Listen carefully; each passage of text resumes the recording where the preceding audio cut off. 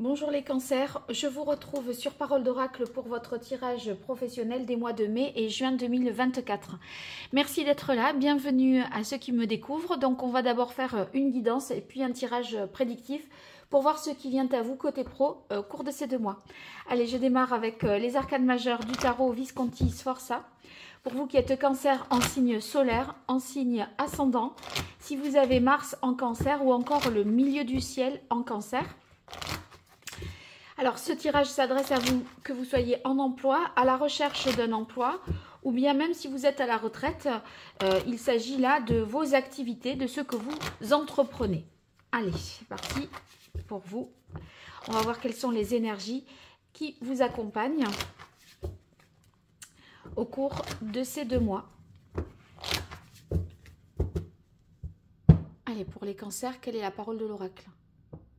Alors, l'énergie qui vous accompagne là au cours de ces 2 mois, c'est l'énergie des amoureux. Avec les amoureux, il est question peut-être de se positionner, de prendre une décision, de faire un choix entre 2 postes, entre 2 projets, 2 situations. Donc là, il se peut qu'il y ait des pourparlers, des négociations, ou que vous soyez pas forcément très au clair dans votre tête, parce que vous savez qu'il y a une décision à prendre. Alors l'énergie que vous laissez derrière vous, c'est l'énergie de la lune. Quand même, ça veut dire que je pense que vous êtes... Vous sortez d'une période un peu troublée, dans laquelle, c'est vrai, on n'y voit pas très clair, les choses sont un peu confuses. Je suis pas sûre que vous soyez, on va voir, hein, mais dans les meilleures conditions pour prendre une décision, parce qu'on n'a pas eu forcément tous les tenants et les aboutissants. Je pense que vous manquez quand même d'informations. Alors c'est vrai que quand on est dans cette situation-là, qu'on ne peut pas tout savoir, les amoureux, ça vous dit quand même faites le choix du cœur. Je crois que objectivement, vous ne pourrez pas mettre beaucoup d'éléments en pour, en contre. Voyez, si on parfois quand on veut prendre une décision, on prend un papier, on note des arguments, etc. Mais vous avez pu le faire, mais avec le peu d'éléments que vous aviez. Voyons vers quoi vous allez. Oui, bon, alors... Là, l'objectif, ce que vous avez en ligne de mire, c'est le fou. Le fou, c'est quand même un gain en liberté. Je pense que la décision que vous voulez prendre aujourd'hui, au cours de ces 2 mois, c'est dans l'objectif de gagner en autonomie, en liberté, de ne pas être dans un cadre trop ficelé. Vous voyez, tout ce qui est... Le fou, il n'est pas à l'aise hein, dans tout ce qui est administration, bureaucratie, etc.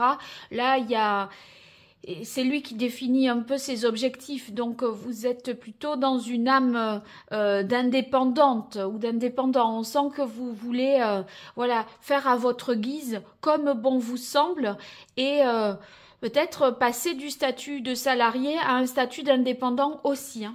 Alors, voyons l'énergie de l'action qui vous serait recommandée de mettre en œuvre, ouais, de foncer, d'y aller.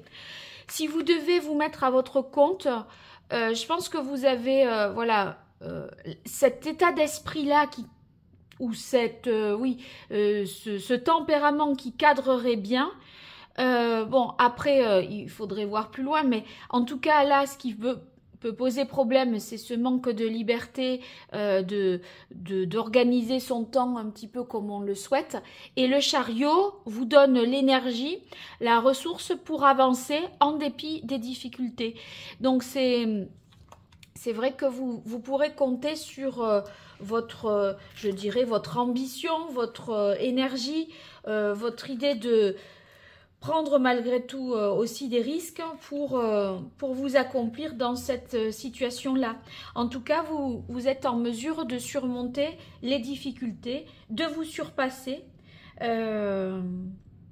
Et aussi, si là, on est dans une situation où il y a un conflit d'intérêts, eh bien avec le chariot, on sent bien que vous pouvez réconcilier 2 parties qui sont en conflit. Donc il pourrait y avoir, on peut sortir par le haut d'une situation si vous voulez. Donc c'est quand même, bon, c'est quand même assez rassurant. Alors au contraire, l'action qu'il faudrait éviter, on a l'étoile. Ouais, alors ne soyez pas trop optimiste peut-être hein, avec l'étoile. C'est vrai que le fou là, il y va, il se fiche un peu du lendemain, il est un peu plus au jour le jour. Et avoir l'étoile dans l'action à éviter ou dans les difficultés, ça peut quand même vouloir dire, bon, attention, soyez bien sûr d'avoir trouvé votre voie, de vous sentir à votre place dans ce que vous définissez pour la suite. Hein. Il ne faudrait pas... vous pourriez avoir aussi un passage à vide hein, quand même, hein, parce que votre... vous perdez peut-être de vue vos objectifs, votre finalité. Le fou, oui, il est libre, mais pourquoi faire, quoi? Voilà, c'est un peu un point d'interrogation quand même. Hein. Voilà, il ne faudrait pas que vous vous fixiez un idéal quand même qui soit hors de portée. Alors, voilà, soyez bien au clair par rapport à ça. Qu'est-ce qui est réalisable, faisable dans les faits? Ça, vous devez quand même vous demander financièrement comment vous allez tenir après, etc. Il y a des facteurs matériels et financiers, je pense, à prendre en compte par rapport à votre sécurité. Hein, pas prendre une décision qui vous mette un peu à la rue et dans le dénuement quand même. Hein. Bon, allez, on va passer à la partie prédictive pour vous, les cancers. Donc pour la partie prédictive, je vais utiliser l'oracle botanique des divinités. Allez, 5 cartes pour vous qui êtes cancer en signe solaire, en signe ascendant, si vous avez le milieu du ciel en cancer, ou encore si vous avez Mars en cancer, c'est votre énergie d'action, Mars. Qu'est-ce qui vient à vous pour ces mois de mai et juin ?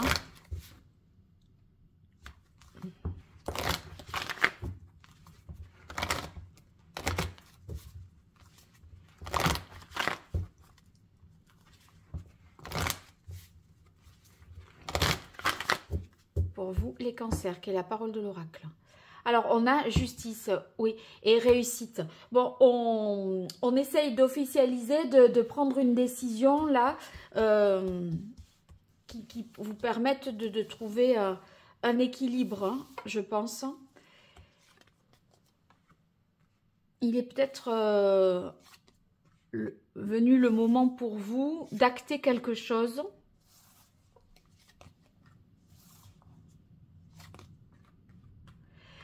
Alors, ici, on a vulnérabilité. Vous voyez, entre le fou et vulnérabilité, les postures et les... n'a pas... Vous voyez, on est un peu dans une indécision. Enfin, oui, pourquoi faire, quoi. C'est un peu ce que je vous disais. Donc, avec vulnérabilité, vous pourriez avoir là des épreuves à traverser. Parce que pour obtenir ce que vous idéalisez, il y a quand même un prix à payer. Là, de toute façon, dans cette situation dans laquelle vous êtes, hein, vous devez vous en libérer.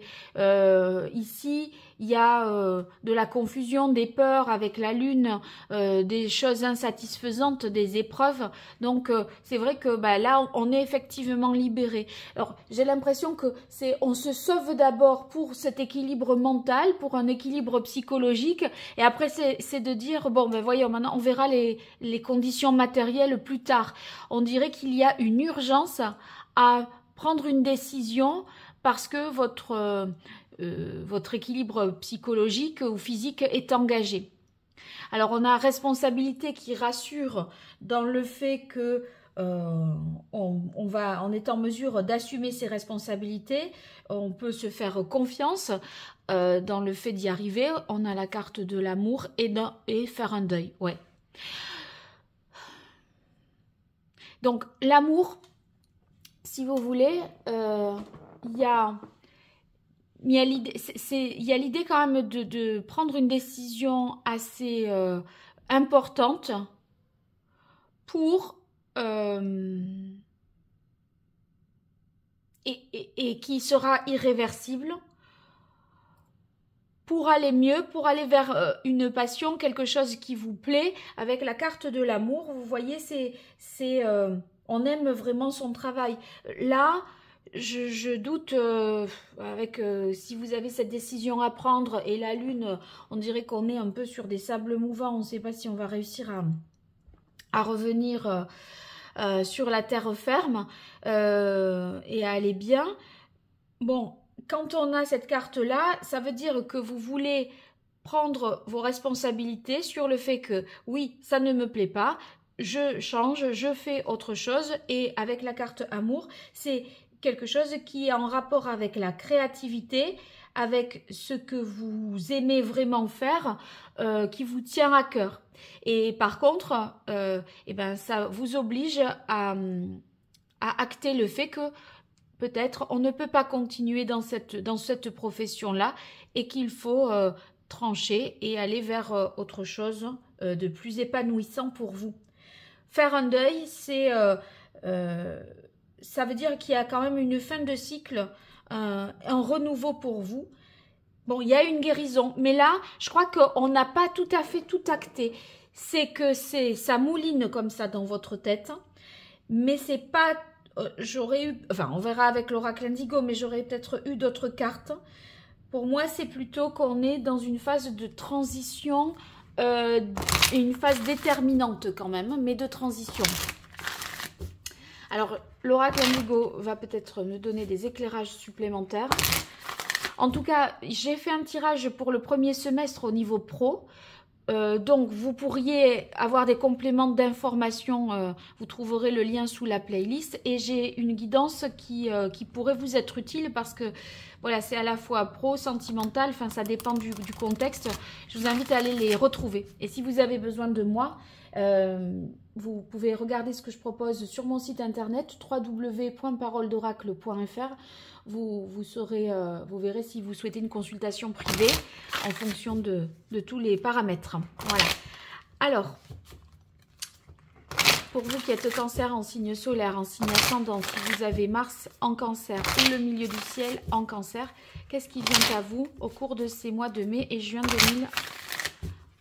2024 ? Quelle est la parole de l'oracle? Alors, femme, enfant, ok. Et cathédrale intérieure. Ouais, je pense qu'il y a peut-être une responsabilité aussi familiale là. Vous vous questionnez beaucoup sur le fait peut-être que choisir votre voie professionnelle, ce qui vous correspond le mieux, ça peut vous mettre dans un péril peut-être matériel, financier, et vous êtes quand même responsable de vos enfants, donc vous n'êtes pas tout seul ou toute seule. Du coup, la situation, c'est pas la même, quoi. Et donc, on peut pas prendre tous les risques qu'on voudrait.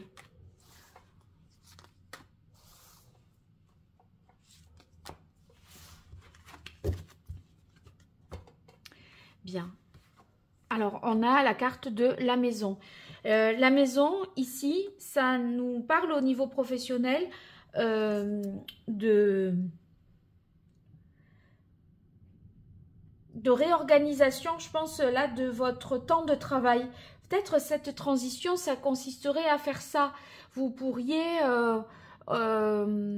travailler à mi-temps pour essayer de voir parallèlement de développer l'activité que vous avez en tête, là, celle qui vous tient à cœur, et vous êtes en pourparlers, vous arrivez à convaincre la hiérarchie de passer à mi-temps.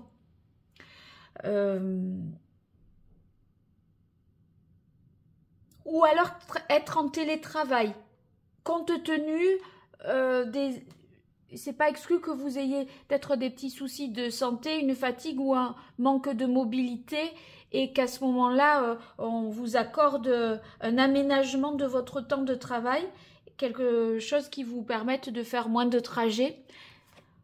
Ah ben regardez la carte amour 2 fois. Se libérer pour aller vers quelque chose qu'on aime vraiment. Qu'est-ce qui vous tient à cœur? Vous le savez là déjà, parce que sinon vous ne seriez pas en train de... En fait, vous savez ce qui vous tient à cœur, je pense, que vous aimeriez faire dans l'idéal. Cependant, ce qui vous pose question, c'est le comment. Et est-ce que je pourrais vivre de cette activité? Je crois que c'est ça la question, moi, que vous vous posez. Est-ce que c'est viable? Et la carte de l'amour, bon, vous pourriez, voilà, vous cherchez à tirer des satisfactions professionnelles. Or là, c'est pas forcément le cas. Oui, et on est dans cette continuité avec la carte des arts. Parce que c'est ce que vous aimez faire, c'est vraiment être en rapport avec l'humain, avec l'autre. Vous faites preuve de compassion, d'empathie. Et il y a la carte de l'art nous parle de ce qui est de capacité créative. C'est ce que je vous ai dit ici avec la carte de l'amour.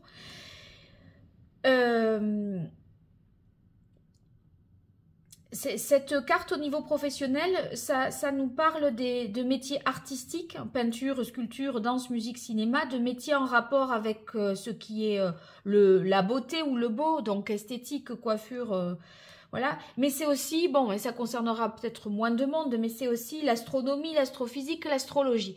Donc, vous voyez, il y a un métier passion ou un métier en rapport avec ces domaines-là, que vous cherchez à exercer, mais est-ce que dans ces conditions-là, vous en vivriez? Bon, alors peut-être trouver une situation à mi-chemin, un peu hybride, pour vous permettre d'exercer à temps partiel ou en réorganisant votre temps de travail. Ici, on a le loup. Le loup, c'est quand même une carte de protection parce que vous êtes aguerri, vous voyez quand même où est le point faible, où est le danger, où est le risque. Donc c'est vrai que dans le cadre professionnel, on prend des précautions pour au niveau du du type de statut juridique, de contrat que l'on signe, etc. pour avoir des couvertures. Et c'est possible qu'il y ait quelqu'un dans votre entourage professionnel qui vous donne des bons conseils. On termine avec, enfin, pour pas prendre de risques, voilà, qui vous aide qui vous aiguille quelque part. Et cette carte de l'infini, eh bien, c'est un peu tout le champ des possibles qui est ouvert. Le tout, c'est de savoir quoi, hein, c'est ce que je vous disais, ou comment. Et ça me fait penser, voyez, entre le fou et l'infini, moi j'y vois vraiment une grande correspondance. C'est que avec le fou, tout est possible, puisque c'est celui qui va aller de porte en porte dans les arcanes majeures du tarot pour avoir son enseignement.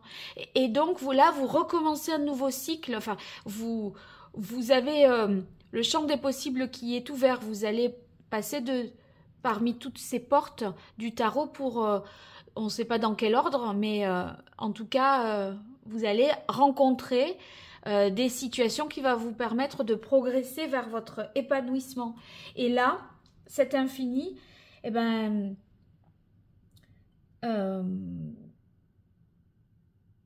ça montre qu'il y a plusieurs possibilités, il faut choisir.